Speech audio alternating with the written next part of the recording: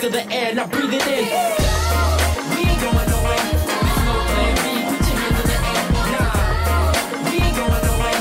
Not gonna leave the game till we're sitting on top. No, we ain't going nowhere. There's no plan B. Put your hands in the air. Nah, we ain't going nowhere. We've been given too much to stop. Yeah. We gon' biggity rock cause we can. To the tickety top is hot, play a jam. You can't believe it or not, it's not up to man. We've been given what we've been given. Yo, it's crunch time cause we wasting time and even more. In a time where people got too busy to even want to know about themselves, even that's the ones they love. And we noticed the predicament, therefore we showed up, hold up. You know my crew calling your bluff. If you ain't spitting true, better check the lines you bust. I can hear the fuss, he's this and he's that. How about educating minds with the lines that you rap? Let's consider that. We raising the ball, hitting the scores, and injecting an antidote and those who are called to bring forth the future that our seeds can evolve into a mindset where they can reach for the stars. See, you can't lock group one crew in a box. Yeah, we make hits, but we adding our own touch. 3 years in the making and we just about to begin to leave a mark every time that the record spins. We ain't going nowhere. There's no plan B. Put your hands in the air. Nah, we ain't going nowhere. Not gonna leave the game till we sitting on top. No, we ain't going nowhere. There's no plan B. Put your hands in the air. Nah, we ain't going nowhere. We've been given too much to stop. It's a little girl I run for the place that we at. I've been close so many times, yet something will lack. From wax songs, I'm really gone and now it's a fact. I'm like a chain, see I'm necklace, I can't look back. In my 20s and I'm steadily headed for more ground. We got one shot to reach the top, so watch out for the crew who be making moves like checkmate. Just wait, ain't no plan B, homie, just plan A. We ain't going nowhere. There's no plan B. Put your hands in the air. Nah, we ain't going nowhere. Not gonna leave the game till we sitting on top. No, we ain't going nowhere. There's no plan B. Put your hands in the air. We ain't going nowhere. We've been given too much to stop. I can't. We've been given too much to stop. I can't. We've been given too much to stop. I can't.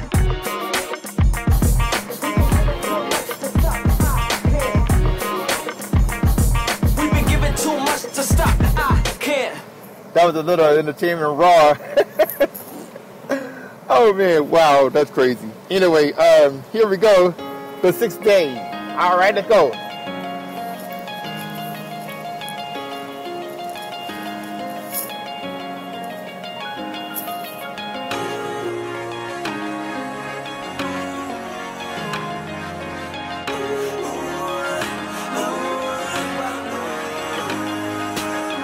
We were made to know you, meant to behold you, and praise your holy name. In your image you made us, represent our creator. On the 6th day, we were made to know you, meant to behold you, and praise your holy name. It's the reason we were made. What a good day. What you living for? Do you know who you are? Do you know you fail? Can you tell by how far? Who told you your purpose? Why do you exist? Why do you prefer doing that over this? If you are a man, do you know you, bro? And if so, who taught it to you, told you to go? And to you, baby girl, the question is the same. Do you know you, bro? Are you in your lane? Man, I remember as a kid watching everything they did, trying to learn who I is, how to dress, how to walk, how to talk a lot of slang. Made me wanna sell dope, made me wanna join the gang. Would have never understood that we who are this way, the crown of creation invited to display and represent the image of his face through certain attributes the night of the 6th day. Wow. We were made to know you, meant to behold you, and praise your holy name. In your image you made us, represent our creator. On the 6th day, we were made to know you, meant to behold you, and praise your holy name. It's the reason we were made. What a good day. Did you know God, in his independence, is self-sufficient and chose to make us in his image? And I ain't talking height, weight, facial features. I'm talking characteristics in common with his creatures. He didn't need us. He wasn't lonely. Trinitarian fellowship with his one and onlys. Do you know, homie, what it really means to be the divine image family? We human beings. See, Genesis 1, verse 26 through 28 establishes who he is, or who we are, or what we are, and where we were, and how far away we've gotten from the day in the garden, the climax of creation, but ended up falling. Greater than birds and beasts, but we ended up crawling. And out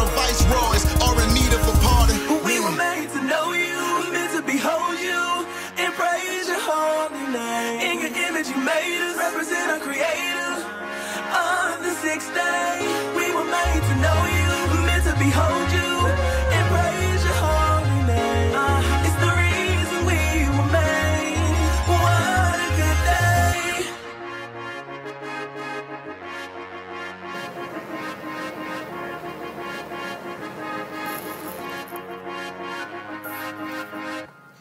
Hallelujah. Well, all right.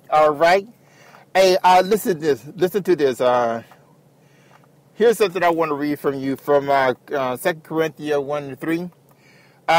Blessed be the God and Father of our Lord Jesus Christ, the Father of mercies and God of all comfort. Okay? This is what we need in our life. Well, this is what I need in my life. Okay? All right? But I know that with him in my life, he's been great for me, and I believe that he can be a blessing to someone that's looking for him. But what I really want to share is this. This is pretty much dedicated to a family, okay? Family togetherness. Keep the unity of the Spirit in the bond of peace.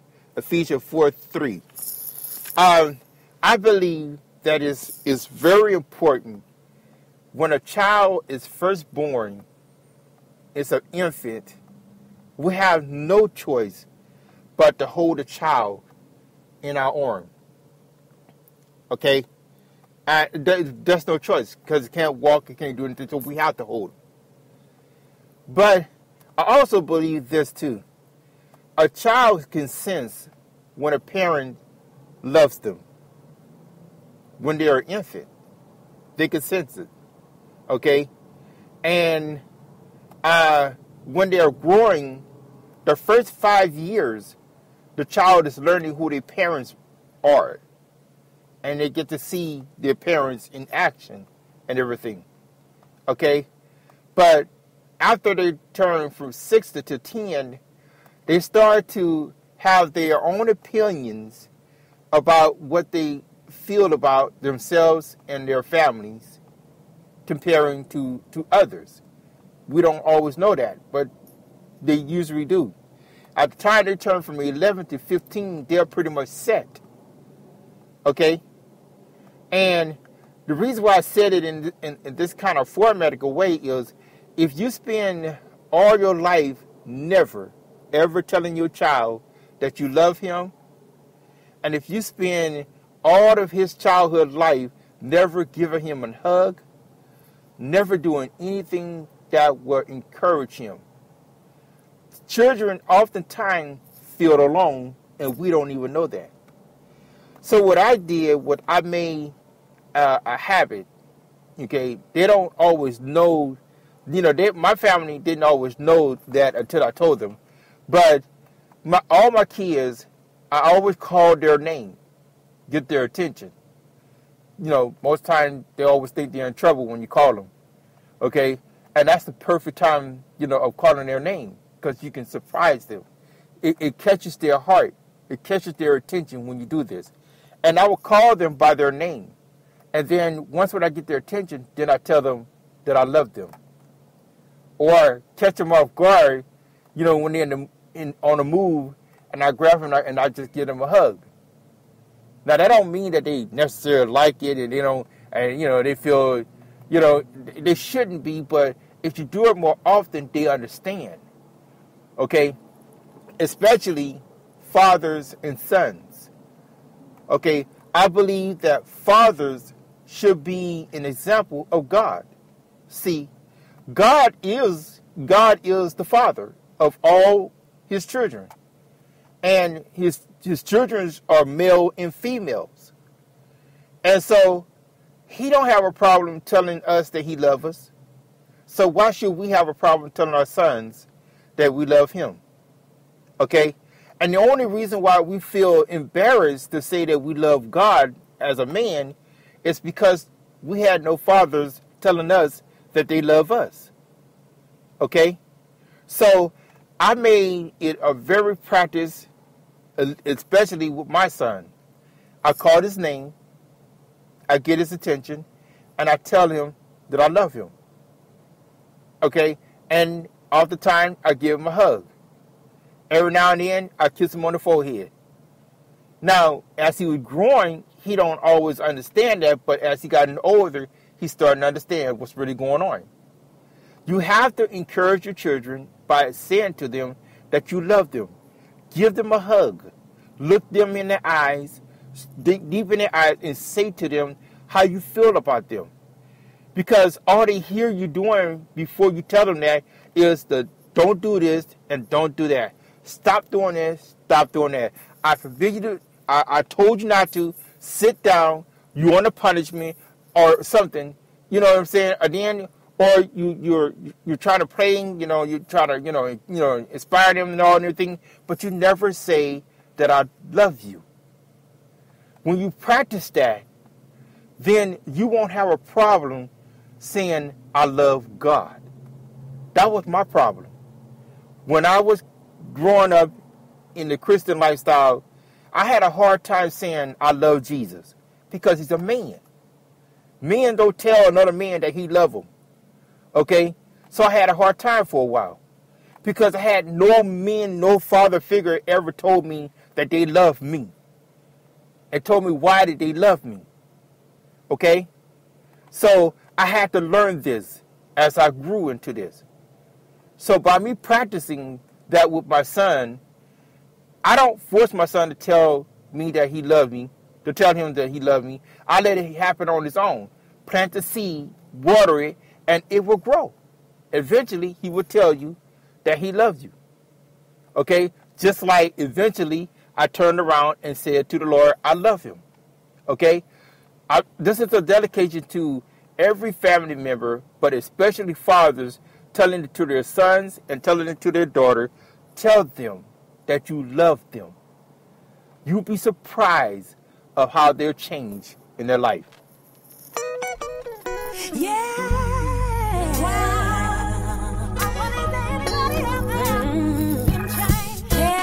Any other day, I wouldn't have dealt with this situation this way. There were a lot of things I wanted to say, but I thought about what would have happened if I let you get the best of me. No way. And now I can truly say I was a bird on the ground. Yes, I was. Legs to get around. I was a piano out of tune, but I've been turning down. Tell you how I know. Places I used to go.